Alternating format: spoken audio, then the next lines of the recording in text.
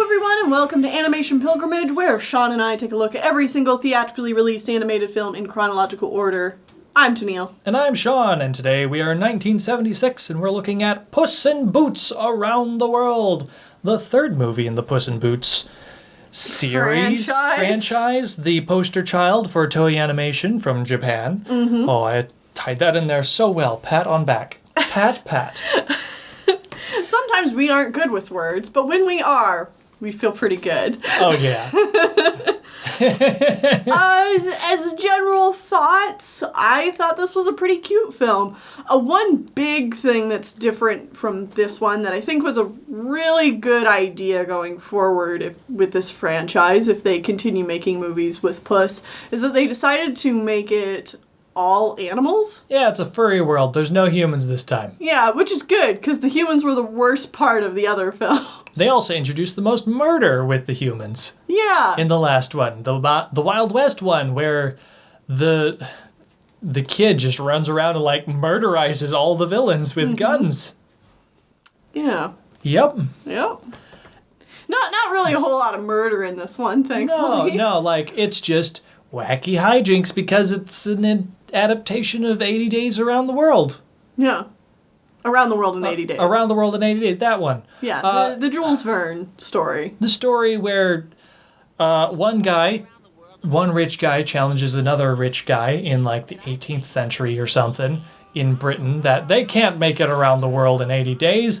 Someone's only barely surmised that it might be possible in 150 days. Mm-hmm. And so they do the challenge, and the one guy, the bad guy that challenges them is like, if you don't do it, you have to give up on all of your life goals and stuff like that. But if I lose, you get all my money or something. It changes slightly depending on the version. It's basically a pride thing more than a money thing. Especially when it comes to old doffy British people, of course it is. Right. Anyways, the one dude goes around the world. The bad guy hires people around the world to continuously harass him and make it not possible. The good guys win at the last second. Although, it should be pointed out, I didn't really know a whole lot about this story before going into it. I've seen a few adaptations of it, mostly in children's movies and stuff. But the funny thing is, looking at the route that the guy takes, it never even goes into the southern hemisphere. Well, of course not. Tennille, this was written at a time when people don't think about the southern hemisphere as a thing. As a part of the world. Yeah. But, he doesn't, if he's going around the world, you think he doesn't even go to the equator. No, he doesn't. The closest he gets is Egypt and India. I was looking at the route on a map that's in the book, and yeah, the Puss here takes a pretty similar route, although he ends up going to the American South for some reason. He ends up at the Mississippi River. Yeah. He also goes across the North Pole.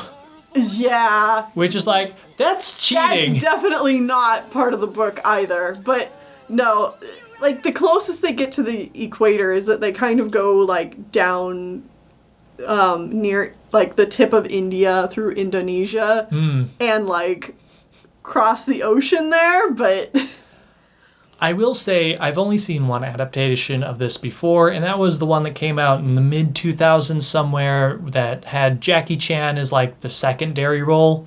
Oh, yeah. And that one also didn't take this route. They spent a lot of time in China because of course they did. Yeah. And they definitely did not go to the North Pole. Going back to Puss in Boots, this really was just kind of it's a cute movie. It's fine. It's not anything super special, but if you liked the other Puss in Boots movies, you will probably like this one, and you might even like this one a little more. I think it's just a more solid movie all around than the other ones. However, I feel like Puss isn't as charismatic as he is in especially the first one. Yeah. I mean, Puss is actually the main character this time and is the main character the whole time this movie. Yeah, He's not playing second fiddle to anyone else. And my first note is, if it ain't broke, do the exact same thing again. This is Toei Animation just making another Toei Animation film. Again, this one is starring their good old Puss in Boots, and he just does Puss in Boots things. A lot of wacky hijinks, and the ending is them having a big climactic chase battle thing for probably too long. Way too long. But this one definitely doesn't feel as good as like the first Puss in Boots or the second, even, because this one's just climbing up a clock tower. It's really boring. I would say the climax of this one's really weak, bad. That's mostly all I have, really. It's like, yeah, we're in a furry world now instead of like a human furry crossover, and that's a good thing. I do like how they have to end this one with Puss deciding to leave again, because all these movies have to end with Puss going off on some other adventure to leave it open for sequels, even though he like jumps universes and timelines, like, and like he keeps progressing further into the future and stuff, and like whatever. Okay, Puss, you do what you want. You do you, buddy. Yeah, I don't know. That's really it. It's fine. I'd honestly say skip it if you're bored of a lot of the Toei films, because there's nothing new here. I mean, I would say it's one to watch if you want to see, like, what's the best Toei has to offer in this time period, because it's like, this was fine. Like, this is a perfectly enjoyable film. You're not going to get a whole lot out of it, but, like, it's cute. It's got, you know, furry, cute animals doing cute, furry things. So, yeah. That's it. Anyway, next time. Next time, we are going to South Korea. Oh my. I don't know if we've hit any South Korean films yet. I don't remember. I do a lot of research. I don't remember what we watched. But I can let you know a couple of facts about South Korea. I think the Korean films we watched in the past were the North Korean films, I think. Sure, I'll believe you. We had this conversation a little bit ago. Sure, I'll believe you. It was the Hangul-dong.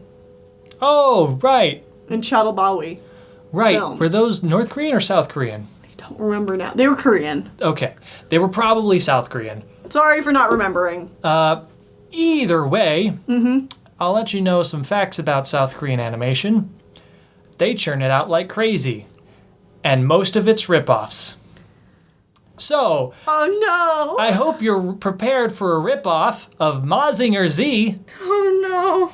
Because we're about to watch Robot Taekwon V. It's a giant robot that knows Taekwondo. I like how they had to add the V. Because so it's Mazinger Z. Oh god. Also, the robot looks very similar to the Mazinger Z robot. Oh my god. Whee! Alright, here we go, folks. Let's go.